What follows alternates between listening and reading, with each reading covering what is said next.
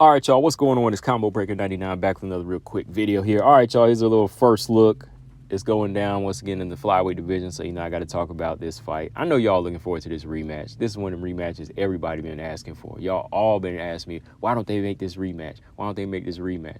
Nah, I'm just playing. But anyways, it's going down June 8th. We got Andrea Lee about to run it back against Montana De La Rosa. This is a rematch to their fight that took place 5 years ago? Around the same time, I think, in the summertime, 5 years ago. Yeah, so Lee versus De La Rosa is going down. I dubbed this fight Loser Leaves Town. All right, I dubbed that fight Loser Leaves Town because that's what it is at this point. All honesty, my thoughts on this one, I don't think this is a fight that's going to answer any questions as far as this person here is stepped it up or really evolved. I think at this point, these two are really just fighting for their jobs at this point, right? This win is going to keep them afloat. And then from there, they got to go back to the drawing board and look at themselves and say, okay, what do I got to do to improve? What am I doing wrong?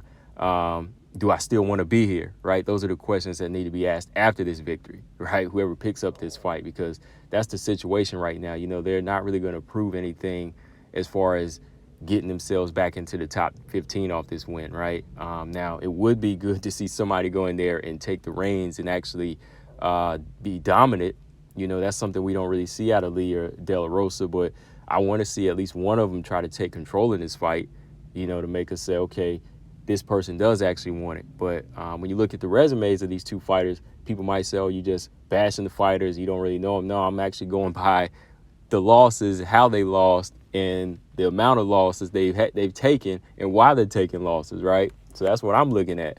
But yeah, when you look at somebody like Andrea Lee and Montana De La Rosa, Andrea Lee, yeah, she's gotten a little higher. She's been in the top 15 longer, but you can't really say by comparison, she was much better than Montana because she's still been taking almost just as many L's. She just hasn't been knocked out of the top 15 as quick as Montana. But to me, they both kind of show the same kinks in their armor. I think that when you look at these two, the same thing can be said. I've actually picked these two fighters too in times, to pick them to win because I thought they had the tools. I thought they had really good tools. Same with Andrea Lee. But every time it's been like a disappointment. It's been like a disappointment. So I imagine how the corner feels. It's like, I got two big, long, strong, durable flyweights, that have a lot of heart. Well, that definitely have the heart to stay into a fight, but they don't excel. They don't pull the trigger. They don't commit. They don't find the answers. They don't adapt. So it's almost like their cons.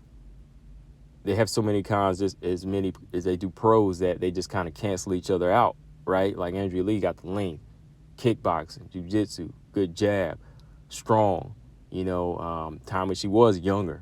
But she just didn't have that that IQ to switch it up in a fight, or just turn it up and just go after it like an Aaron Blanchfield. Like Aaron might have looked limited in the Manone fight, but there was something about her, she still kept trying into the fight. But I'm not seeing that from Andrea Lee. Same with Montana. Montana, I pick her in some fights and it's like, oh man, what is she doing? You know what I mean? Where's the defense? What is she doing? This girl's big. Why is she not using her strength? So that's what it is when these two fight. It's always the questions why, right? That's why I can't really just go in there and say, oh, this girl's coming back and do it, because that's not what this fight is going to be. It's not going to be a fight where it's going to tell us, oh, this person's resurrected their career. No, it's just about keeping afloat. If you look at Andrea Lee's resume right now, she's riding a 4-fight losing streak. Before that, she won 2 fights in a row. Before that, she was on another 3-fight losing streak. But to me, this 4-fight win here is a little bit worse because she lost to the top dogs like Silva, the girls on the come up like Maverick and, Barber and Arujo. Now, we can argue the Barber fight was close, could have gone her way. But again, why didn't it go her way? Didn't fully commit.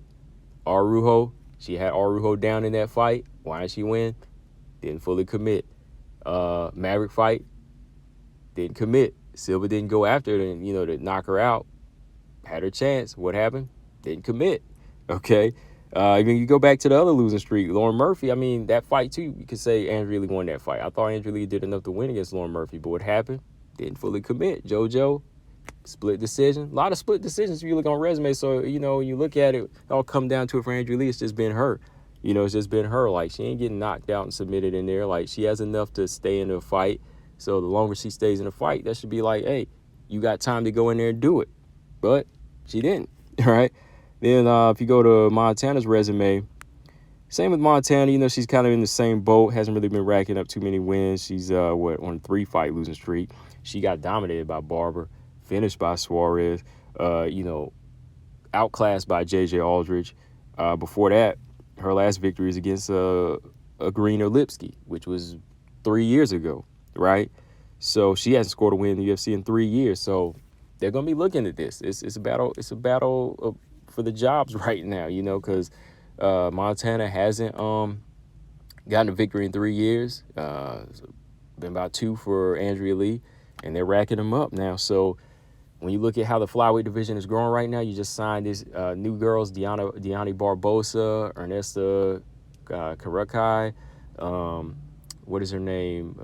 Ivana Petrovic. She's in here now. So they signing a lot of new girls too. So, they're looking to get some people out of there. They're looking to get some people out of there. So, hey, somebody better go in here and show up and try to stay afloat. But as far as how this fight will go, I mean, I think Andrea Lee should try to use her striking in this fight. I think she is the better striker. She's a better kickboxer.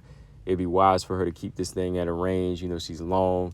She can pump that jab out. I think she has those good push kicks to the stomach. For Montana De La Rosa, I think her problem is trying to get into a striking battle with certain fighters. She'll start to get a little overconfident in her striking, and that's where she starts to fall behind. Now, her jab is solid. She's long and she's tall, but she's a little slow.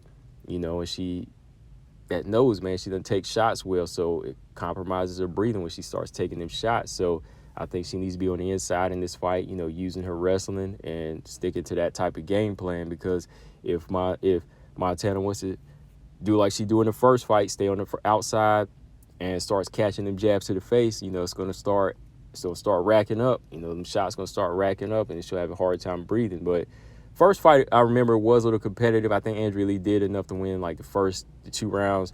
It wasn't until like the 3rd round, I think Montana started to come on a little bit stronger and almost got a submission, I think, in that fight, if I remember correctly. But I remember scoring like 2 rounds to 1 for Andrea Lee, So I think we might have the same situation, if Andrea Lee chooses to keep this thing standing and doesn't want to go to the ground, she can easily, win by striking. But Montana, if she can force that battle and she can touch Andrea Lee's chin and maybe just catch her in that freeze-up mode that she's usually in, maybe she could get a victory. She can hang on her feet and then get it to the ground and do that for at least 2-3 rounds.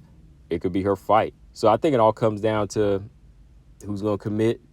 But if Andrea Lee's showing a little bit of age here and Montana still has her wrestling with her, she's still confident in it, she could win this time around. But I can't really, go in here saying, oh, this is going to be a fight that's going to say, oh, this person's back, I think it's a 50-50 fight, actually. I think it's a 50-50 fight. But whoever loses this one, I think for sure is getting cut.